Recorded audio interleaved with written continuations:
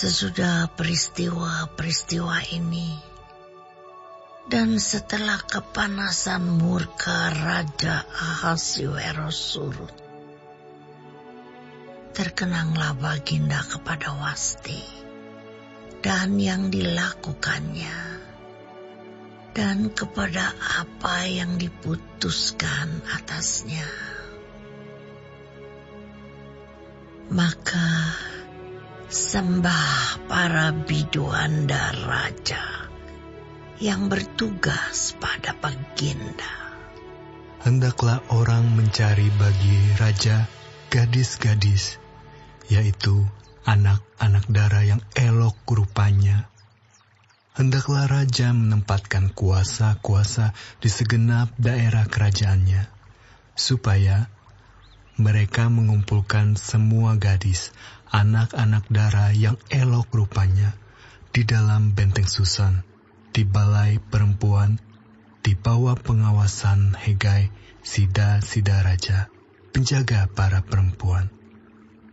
Hendaklah diberikan wangi-wangian kepada mereka. Dan gadis yang terbaik pada pemandangan raja, baiklah dia menjadi ratu ganti Wasti. Hal itu dipandang baik oleh raja, dan dilakukanlah demikian. Pada waktu itu ada di dalam benteng Susan seorang Yahudi yang bernama Mordekai bin Yair bin Simei bin Kis, seorang Benyamin yang diangkut dari Yerusalem sebagai salah seorang buangan yang turut dengan Yekhonya, Raja Yehuda, ketika ia diangkut ke dalam pembuangan oleh Raja Nebukadnezar, Raja Babel. Mordekai itu pengasuh Hadasa, yakni Ester, anak saudara ayahnya. Sebab anak itu tidak beribu bapa lagi. Gadis itu elok perawakannya dan cantik parasnya. Ketika ibu bapaknya mati, ia diangkat sebagai anak oleh Mordekai.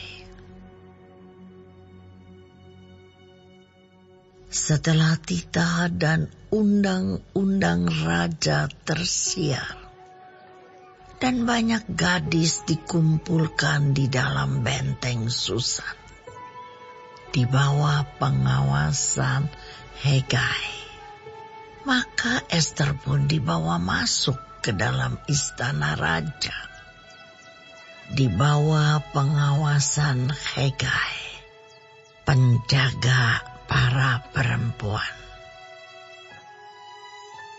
Maka gadis itu sangat baik pada pemandangannya dan menimbulkan kasih sayangnya, sehingga Hegai segera memberikan wangi-wangian dan pelabur kepadanya, dan juga 7 orang dayang-dayang yang terpilih dari isi istana raja.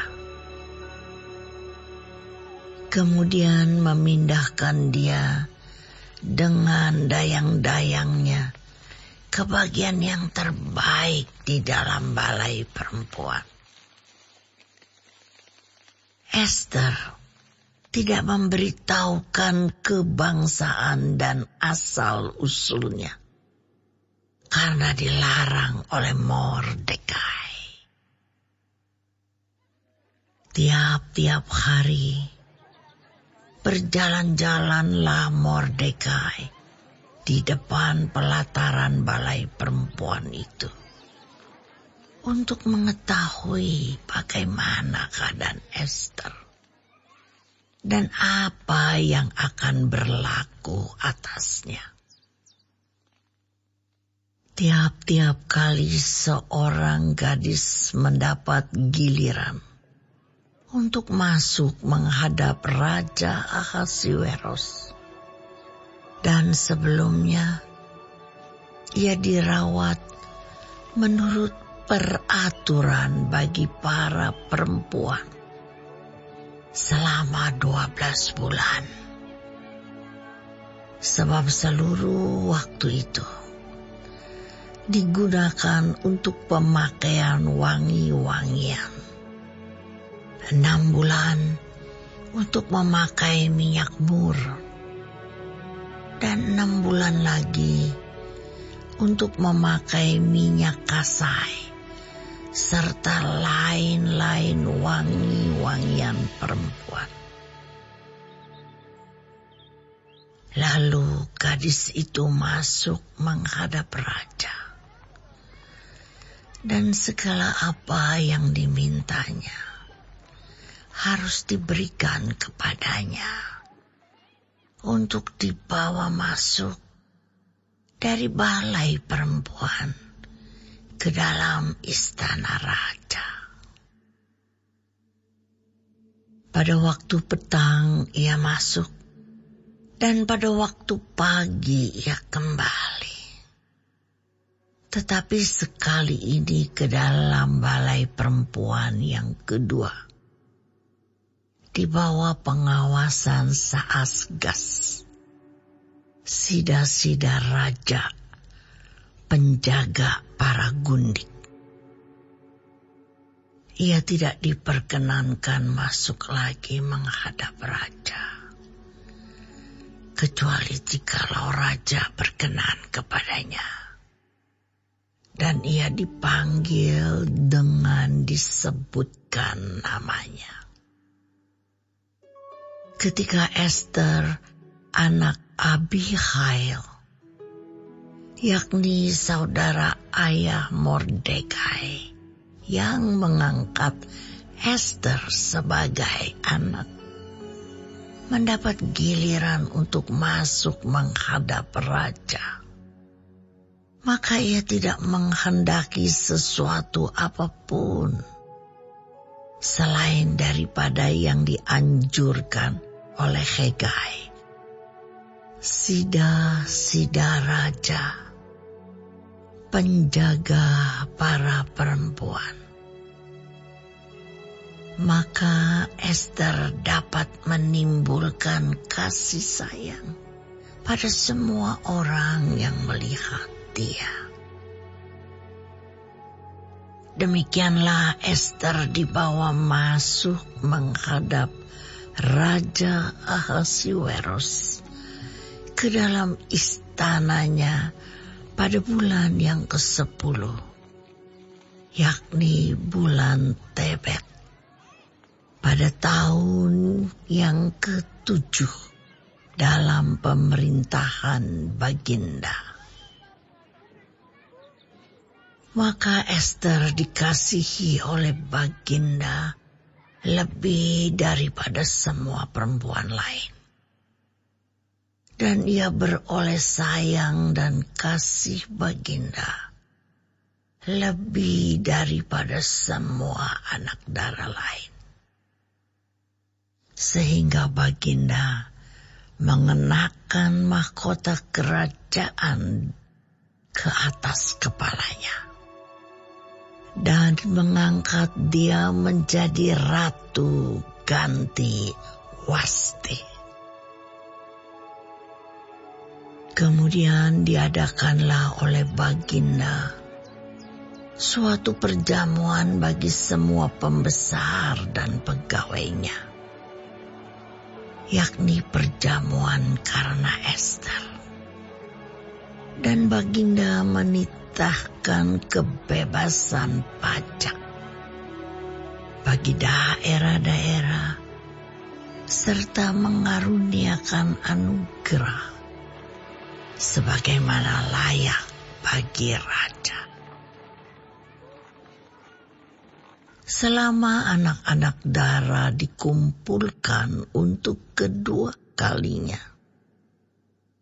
Mordekai duduk di pintu gerbang istana raja. Adapun Ester tidak memberitahukan asal-usul dan kebangsaannya, seperti diperintahkan kepadanya oleh Mordekai.